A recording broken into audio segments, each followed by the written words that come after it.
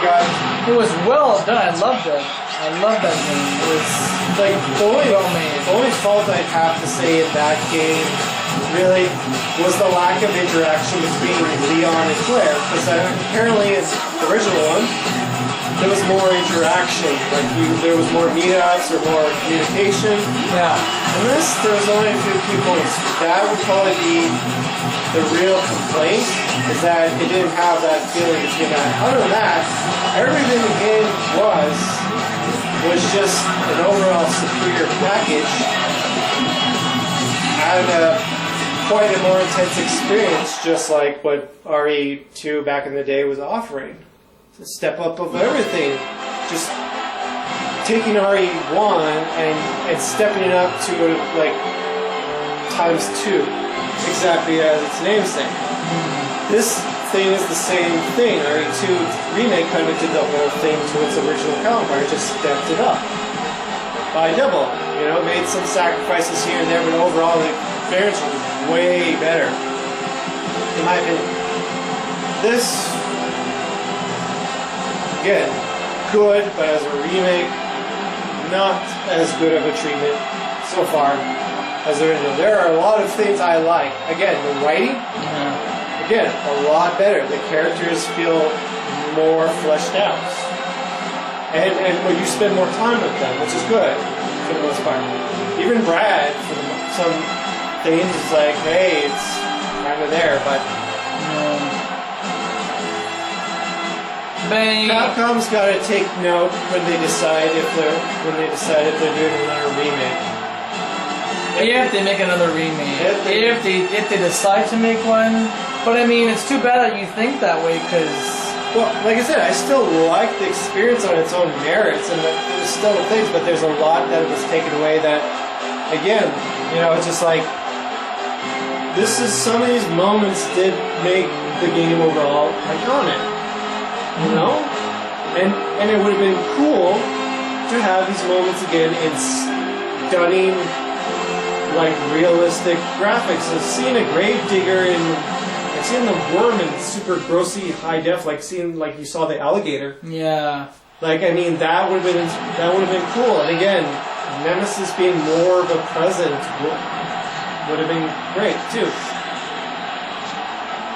But that's my overall feeling. You'll be the judge of your experience once we continue on the thing.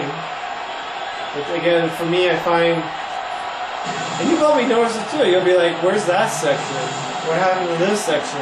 I don't even know this section." Yeah. And you may or may not like it.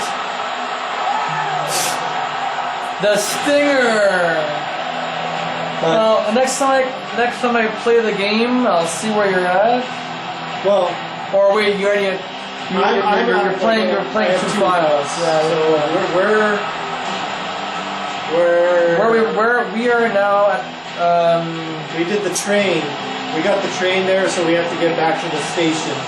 And I think I died because of Nemesis. The train. Oh yeah, you did. Yeah. I rerouted. We finally got the train station back online, and we were supposed to get back to Carlos. And yeah, but Nemesis has that fucking he's got that whip, that mutated whip he has. First he had the rocket launcher too, and then he's got the whip. Well, I think the whip that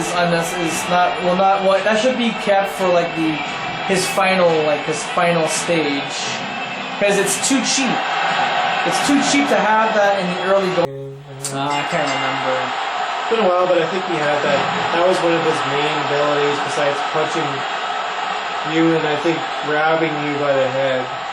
Yeah, definitely. Yeah. But because he's like, he's even more faster, and that whip has more range. It's Jesus. Definitely. Yeah, he's got a hell of a range on that whip. Speaking of range, Jimmy King with that beautiful big boot that got the chest of Scott Hall, because the Diamond Stud is pretty tall, and Jimmy King, aka Oliver Platt, is not that tall of a man. Off the ropes, Jimmy King, boom! Collides with Scott Hall, who's replaced Shane Gordon as we had discussed earlier ago, he had to call it a night after the gauntlet match, which was a great call because he's got to have someone watching his kid. There's nobody at home right now. I don't think there's anybody home except for maybe, Robert English is not home. He's here tonight to compete against Horvath.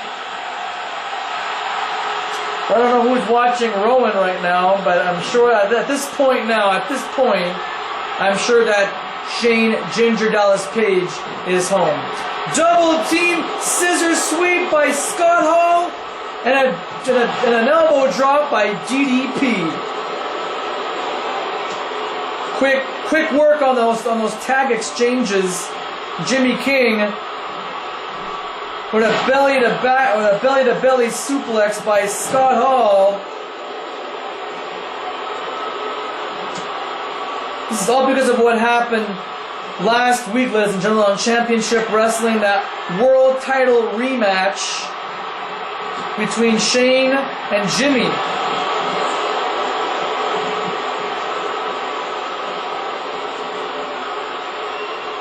And Sting with a beautiful suplex there.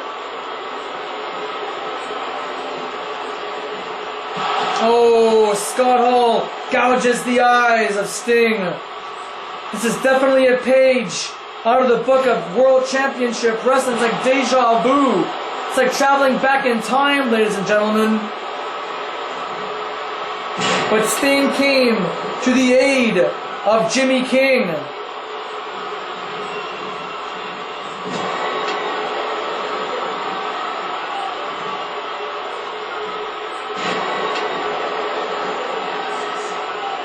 I'm just trying to recap, ladies and gentlemen, what happened at that show because I'm trying to think how it all went down. Sting came out to help Jimmy King fight off DDP and Shane.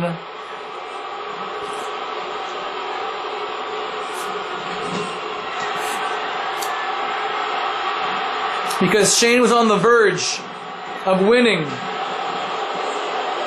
But what happened on the outside was unacceptable. DDP was the valet. He had no business sticking his hands on Jimmy King.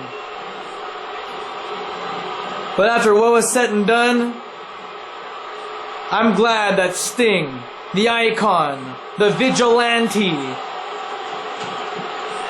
came out to save the day.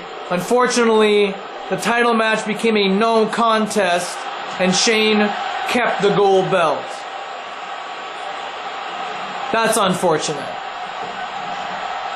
But now we're having a legitimate tag team match, and this time there's not going to be no Scorpion Death Drop, and the referee calls for the bell. No.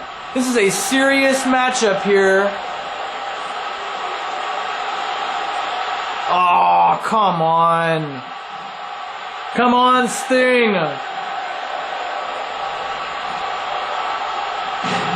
Atomic drop. Diamond Dallas Page. A man possessed.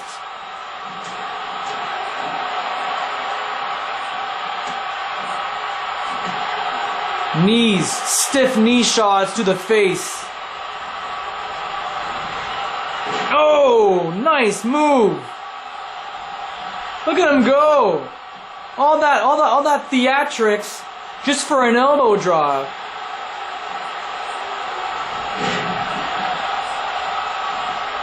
There is a powerful wind going on out there, man. We have a storm outside, a pandemic, and a big battle. Yet, ladies and gentlemen, we still have, as part of our championship series for No Mercy, the six-man tag team match coming up right after this. It's the Super Bad Boys and Guts and Glory for 30 minutes.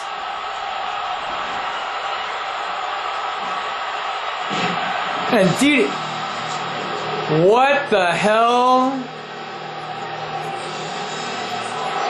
True.